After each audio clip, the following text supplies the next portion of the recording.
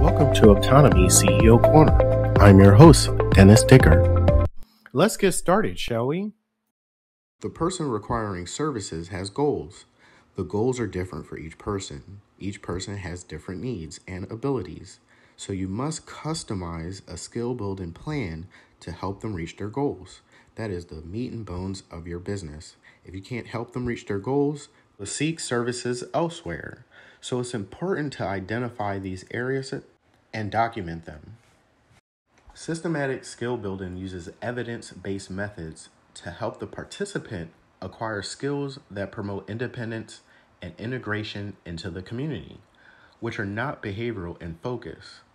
While systematic skill building develops a skill building plan based on the participant's goals, the person providing systematic skill building is not the primary implementer of that plan.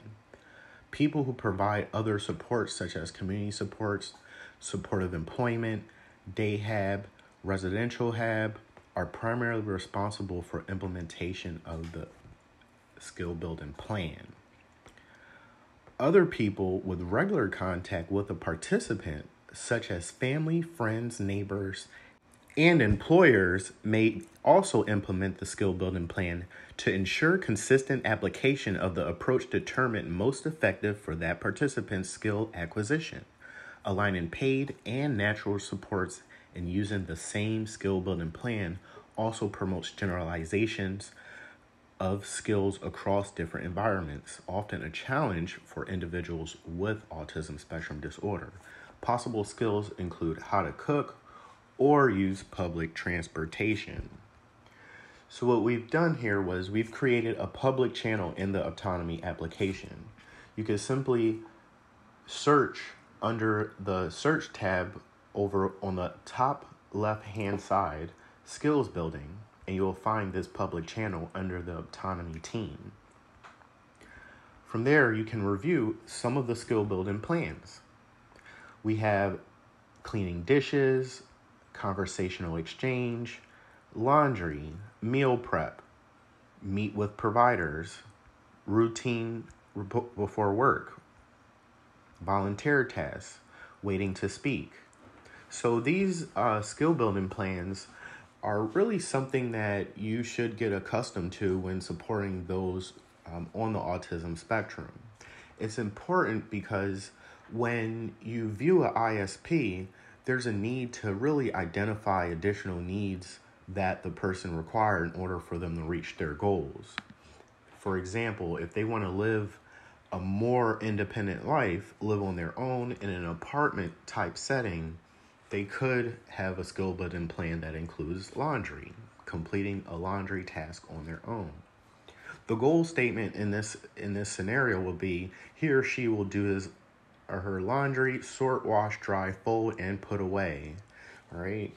And the condition would be, which is part of the objective, after breakfast on weekdays when the person does not go to work. And the behavior would be he or she will do her laundry, sort, wash, dry, fold, and put away. So that's what you want the person to do. That's their desire. That's their goal. All right. And you want them to work on it at least 2 times a week, I would say. So if you have a staff going into the home, they would use the Optonome application to document these things. All right. And this is the baseline. All right. The person waits until all of his clothing is soiled, dirty, before doing their laundry. They will wear the clothing to work, and receive feedback from whomever's in their closest circle about it, to give them some feedback so it's not too soiled. And you want to make sure that all of the steps for completing the laundry are done in the same day. And if the process takes too long, there should be some type of support there to help the person get through each specific task. That's the point of this skill building plan. Identify each step and help improve each step so that they can complete and reach their goal. All right.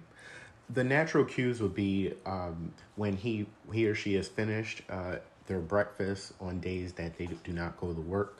They should have some type of reminder or just know on their own naturally this is the thing to do once or twice a week. All right. The materials that are needed is a laundry basket in the bedroom, laundry detergent that can clean free dryer sheets on the shelf of the laundry room so that you can help the person identify all these areas. Be able to sort the items in a basket, all right? These are all important. As far as your direct support professional, it's important that the direct support professional is trained in the skill building plan so that they know how to approach, they know how to prompt the individual receiving services the right way.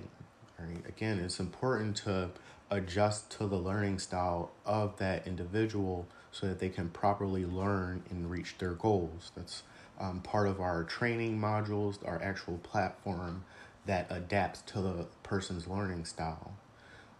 All right. So when the DSP is in person, there are different types of prompts that they can engage in to help the individual reach their goal. It's a gestural prompt, meaning point towards the item as needed, basket of soiled clothing or laundry sorter, washing machine, dryer, and they can incorporate that into a regular conversation.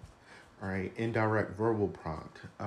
What is the first thing you do after breakfast today? Or what do you do before dumping your clothes in the washing machine? What will you do when you hear the washing machine beep, signaling that that the wash is finished? Right? What do you do when the clothes are dry? All right. So these little prompts could remind the individual, hey, this is the next step. Or if they don't remember, to maybe next time do a gestural prompt or try a more direct verbal prompt next time, or even a hand over hand where you may have to do it once or twice, or maybe for an entire month before the individual starts to really learn to do it on their own. All right. A verbal prompt, now that you're finished your breakfast, is it time to do your laundry? So you see the difference there. You hear the difference there.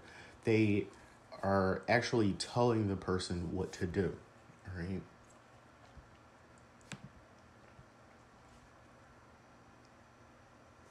All right, and so skill building plan also includes a task analysis and how to really come up with a schedule of how you see the progress if this plan is actually implemented properly.